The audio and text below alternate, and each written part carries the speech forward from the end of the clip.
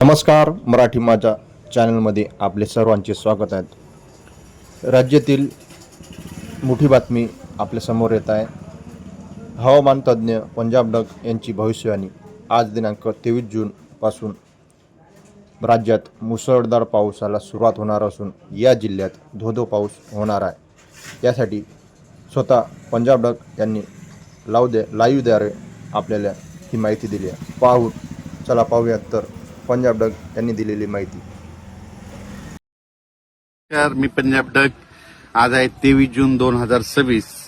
मी म्हटलं होतं ना 21ला पाऊस सुरुवात होईल, 22ला आणखीन वाढेल आणि 23 आज आहे। आज देखील महाराष्ट्रामध्ये बऱ्याच भागामध्ये पाऊस व्याप्ती वाढणार आहे म्हणून हा अंदाज लक्षात येतो। त्याच्यानंतर 24, 25, 26 असं करत करत 27, 30 तारखेपर्यंत राज्यात बऱ्याच भागामध्ये पाऊस जाणार आहे। ज्या ज्या ठिकाणी चांगला पेरणी योग्य होईल त्या शेतकऱ्यांना पेरणी करायला हरकत नाही, पण जमिनीमध्ये ईदभर ओल जाणं सगळ्यात महत्वाचं आहे। आता राज्यात आज आहे 23 जून 2026। तर शेतकऱ्याला सांगू इच्छितो आज देखील सुरुवात काय होणार आहे म्हणजे कोकण पट्टीतून। आज कोकण पट्टीतून पाऊस सुरू झाल्याच्या नंतर घाटमाथ्यावर सुरू होईल। मग त्याच्यानंतर तो पाऊस आज पुणे जिल्हा, अहिल्यानगर जिल्हा, रत्नागिरी, रायगड, सिंधुदुर्ग, त्याच्यानंतर मुंबई, नाशिक, इगतपुरी, त्याच्यानंतर नाशिकला जाईल। पुन्हा आज नंदुरबारकडे जिल्ह्यामध्ये हजेरी लावी, धुळे जिल्ह्यात हजेरी लावीन, जळगाव जिल्ह्यात लावीन, त्याच्यानंतर अहिल्यानगर जिल्ह्यामध्ये खूप ठिकाणी हजेरी लावीन, त्याच्यानंतर बीड जिल्ह्यामध्ये बऱ्याच ठिकाणी हजेरी लावीन, त्याच्यानंतर सोलापूर जिल्ह्यामध्ये तुरळक भागात हजेरी लावीन, लातूर जिल्ह्यात देखील आज बऱ्याच भागात हजेरी लावीन, परभणी जिल्हा, जालना जिल्हा, संभाजीनगर, जळगाव जिल्हा, बुलढाणा जिल्हा, अकोला जिल्हा, नांदेड जिल्हा, हिंगोली, वाशिम ह्या पट्ट्यात देखील आज बऱ्याच भागामध्ये बऱ्याच भाग कव्हर केलेला दिसेल। म्हणजे सर्व दूर नाही पडणार, पण दररोज वेगवेगळ्या भागात हजेरी लावून पाऊस म्हणून हे लक्षात येतं।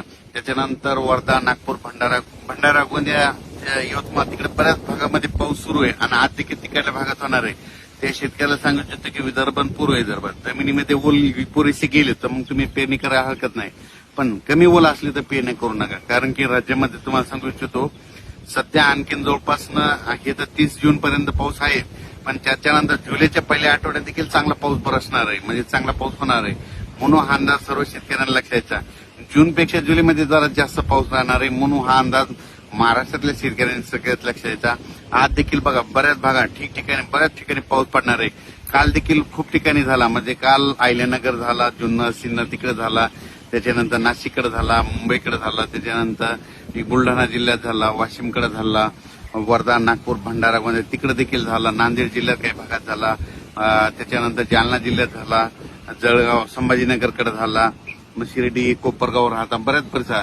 असाच काय होणार आहे दररोज आणखीन हे 8 दिवसामध्ये सगळीकडे पाऊस पडणार नाही। जिथं नाही, ज्या भागात नाही गेला त्या ह्या 4-5 दिवसात सगळीकडे पाऊस, पण सगळ्याला मात्र पेरणी योग्य पाऊस पडणार आहे म्हणून हा अंदाज लक्षात यायचा। आणि जुलैच्या म्हणजे पहिल्या वीकमध्ये पहिल्या आठवड्यात मात्र चांगला पाऊस राहणार आहे म्हणून हे देखील सर्व शेतकऱ्यांना लक्षात घ्यायचं। नंतर कोल्हापूर, सांगली, सोलापूर त्या शेतकऱ्याचे फोन आले धाराशिवच्या, तिकडे देखील काय होणार 26-27च्या नंतर तिकडे देखील त्या परिसरामध्ये पाऊस पडणार आहे, कर्नाटकमध्ये देखील पडणार आहे म्हणून हा अंदाज लक्षात यायचा।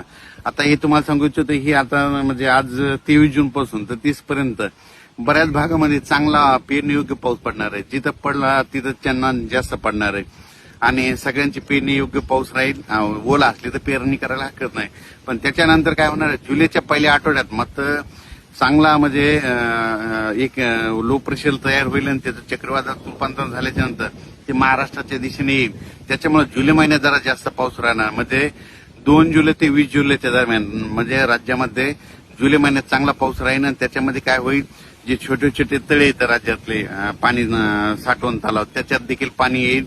नाशिककडे, उत्तर महाराष्ट्राकडे देखील काय होणार आहे तिकडे देखील मुंबई, पुणे, घाटमाथ्यावर कोकणात पाऊस पडणार आहे। त्याच्यामुळे त्या काय होईल त्या परिसरातले जे छोटे छोटे जे दरे आहेत, धरण आहेत, छोटे छोटे तळे, साठवण तलाव, पाणी पाझर तलाव, त्या तळ्यामध्ये चांगला जुलैमध्ये मात्र चांगलं त्या तळ्यामध्ये पाणी येईल आणि त्या भागातलं पाणी टंचाईचं जे सावट आहे ते मात्र कमी होऊन जाईल म्हणून हे जुलै महिन्यातला अंदाज शेतकऱ्यांना लक्षात यायचा। अशाच नवीन नवीन बातम्यांसाठी मराठी माझा न्यूज चॅनलला सबस्क्राईब करायला विसरू नका।